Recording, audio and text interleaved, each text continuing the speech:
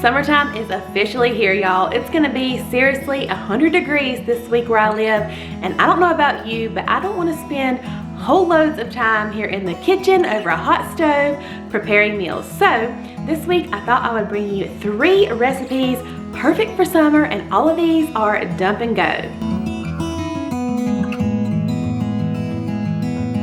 Hey y'all, I'm Jen. Welcome back, or welcome if you're new. So that's what we're gonna be doing today. I have 2 super easy dinner recipes to share, and then I have the most perfect summer dessert that is also dump and go. Y'all know I love those. So without further ado, let's get on into these recipes.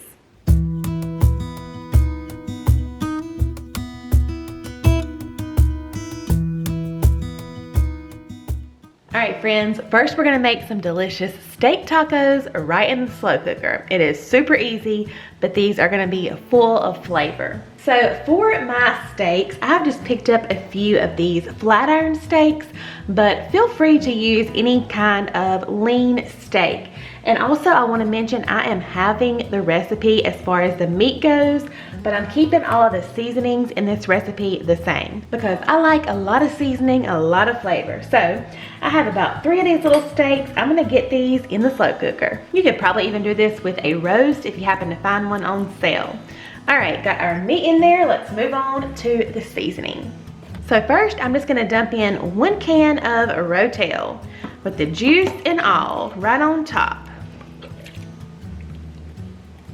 Next, I'm going in with 1 tablespoon of garlic powder, 1 teaspoon of onion powder, 1 heaping tablespoon of chili powder, 1 tablespoon of cumin, 1 teaspoon of paprika. All right, gonna give a little sprinkle of salt, little sprinkle of pepper, and then lastly, just to moisten everything up to make sure it stays nice and moist, about 1/2 cup of water. And once that starts to cook down a little bit, I'll kind of come and stir up the topping a little bit, but that's all. I'm gonna pop the lid on. This is gonna cook on high for about 4 to 5 hours, or low about 7 to 8 hours.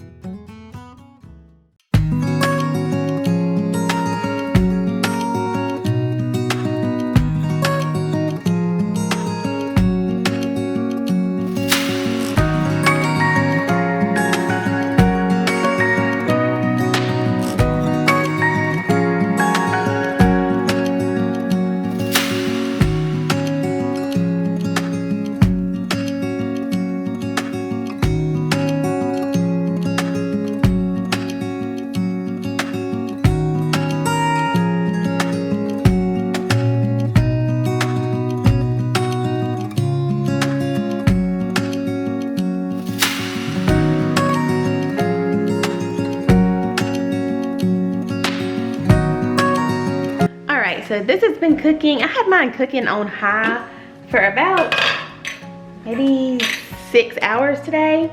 It started to get pretty tender, so I turned it on low maybe just for an hour, and then I went ahead and turned it to warm. But I don't know if y'all can see, it is very, very tender. So I just have 2 forks. I mean, I'm barely pulling it and it is just falling apart. So I'm gonna go ahead and shred all this meat up, and we'll have some yummy steak tacos. Also, just wanted to add in here that if your steak is not quite as tender as you want it, you actually want to keep cooking it longer. So I would start with maybe just an hour longer on whatever temperature you're already cooking it at, and then go from there. I know a lot of times people will think their steak, like steak tacos or roast, is not as tender as they desire, and they think they've just overcooked it. But in reality, you need to just keep cooking it a little bit longer. I know that seems backwards, and I'm sure a lot of you guys already know this, but I just wanted to throw that in just in case.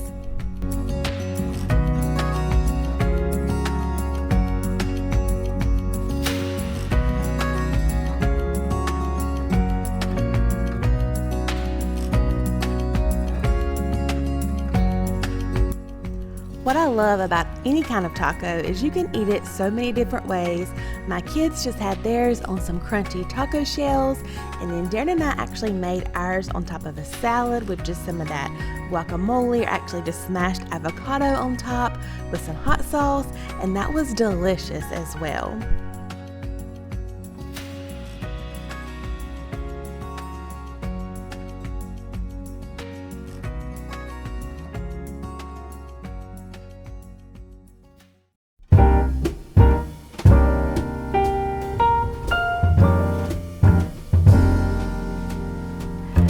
So first of all, I'm just getting 1.5 sticks of butter into a microwavable dish. I just use a really big glass Pyrex bowl. And if you have watched any of my videos, you've seen me make my favorite cherry cobbler, which is similar to this. And I love making the crumble that goes on top this way. We're gonna mix it. Well, first we're gonna melt this, and then we're gonna mix it with a cake mix. I'll tell you more about that in just a second. All right, we got our butter melted, and then like I said, just any kind of yellow box cake mix. We're gonna dump that in there and mix that together. And like I was saying, I'll prefer to do my dump cakes this way. Instead of a lot of recipes, just take the cake mix and sprinkle it over whatever fruit you're using and then drizzle the butter on top. And that way I just feel like some of your cake mix doesn't get mixed with the butter, and it's just kind of sitting there dry on top of your cobbler. So this way everything gets nice and moistened. The cake mix mixed with that butter will kind of fluff up a little bit, and it'll be more like a crumble on top of your cobbler, which I think is just delicious. But if you do dump your dry mix on top of your fruit, if you want to do it that way, I definitely suggest using more butter, because nobody likes just plain old dry cake mix. All right, let's get all of that mixed together. Next, I'm just bringing over my 9x13. I'm gonna give that a spray. And then next, going into the pan are 2 29-ounce cans of sliced peaches. And for this recipe, you want the ones in the heavy syrup. Gonna dump those right in. Next, on top of the peaches, I have 1/4 cup of brown sugar, and I'm just gonna kind of sprinkle that all over the peaches. And then next, I'm just gonna go in with some cinnamon and just kind of sprinkle some on top. All right, next we have our cake mix over here in butter. So what you're gonna do is you're just gonna take a little bit of cake mix, and you're just gonna kind of let it crumble on top, all over it until it is mostly covered. This already smells so good. Seriously, how good would a peach cobbler be that you didn't spend a whole lot of time on for dessert at your next cookout barbecue? Nothing like a good old peach cobbler in the summertime. All right, so y'all know sometimes when I'm cooking, it reminds me of stuff. And this time it reminded me of something else about my sweet grandbob. So a lot of times when she would make Sunday dinner, or any dinner for that matter, she would make a cobbler. Now hers were not dump and go cobblers, they were pretty much homemade. She would use a store-bought pie crust, but I never liked cooked fruit, especially when I was a kid. So my favorite part of any cobbler or any pie was always the pie crust with just a little bit of that fruit juice on it. That was my jam. So sometimes Grandma would take just that pie crust, the same old pie crust they still sell today, the ones that roll out, and she would just cut me some little strips, bake those for me, sprinkle with some powdered sugar. And y'all, I thought I had died and gone to heaven. I still do that every once in a while, especially around the holidays. Except now me and my kids call those pie crust cookies. All right, so as you can see, the cake mix does a pretty good job of getting the whole cobbler covered. All right, I have all that cake mix on there. So this is going into the oven at 375 for about 45 minutes. And if you've made it this far into the video, hit that subscribe button, especially if you like easy summertime recipes.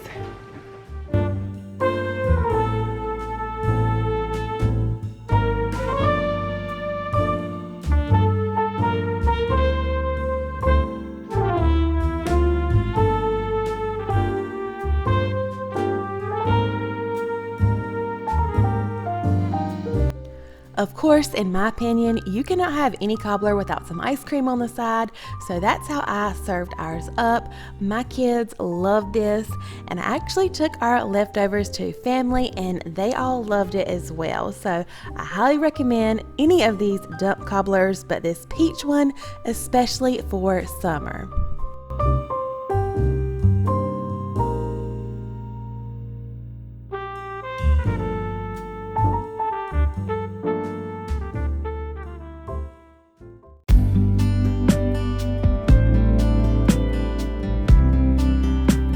So I have an 8x8 baking dish. I'm gonna give that a little spray with some cooking spray. And then we're just gonna set that to the side. Now to a large mixing bowl. First we're gonna add 1 can of cream of chicken with herbs. The original recipe that I'm gonna link below calls for a can of cream of celery. So feel free to use that. Any kind of cream of soup will work. I just thought the one with the herbs would be really good in this. Next to the bowl, we're gonna add about a ½ cup of chicken broth. And I'm just using my can to measure. We're also gonna add ½ cup of milk. Next, I'm just sprinkling in ½ teaspoon of dried thyme. I love the way thyme smells. You gotta have thyme when you're doing chicken pot pie. But you gotta have this kind of thyme. You don't have to have a lot of thyme to make this chicken pot pie. All right, let's give that a whisk. Next to the bowl, we're gonna add about ½ cup of onion chopped. Next, we're gonna add about 1 cup of frozen veggies. Any kind of veggies that you want. I like to use the frozen mixed vegetables like this. Whatever kind of veggies you like in your pot pie. And then lastly to the bowl, I have about ½ pound of chicken. I'm just gonna add right in. And this is just raw chicken. This is gonna cook along with everything. This is the beauty of a dump and go recipe. However, I will say you can totally use a rotisserie chicken if you don't wanna use just cut up chicken. And it will be just fine cooking along the 30 minutes with the pasta and everything. I've done that so many times with other recipes. And lastly to the bowl, we're just gonna add 1½ cups of dry pasta. And like I said, no need to cook beforehand. All of this is gonna cook nicely together. Just gonna give that a stir. Already looks like chicken pot pie in pasta form. All right, we're gonna bring back over our dish and just get everything poured in.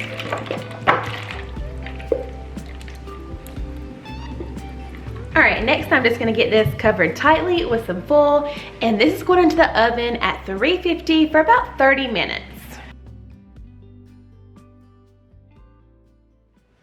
All right, it's been 30 minutes, so I just removed it from the oven. I'm just gonna kind of toss everything around a little bit. We're gonna cover it again, and it's gonna bake about 30 more minutes.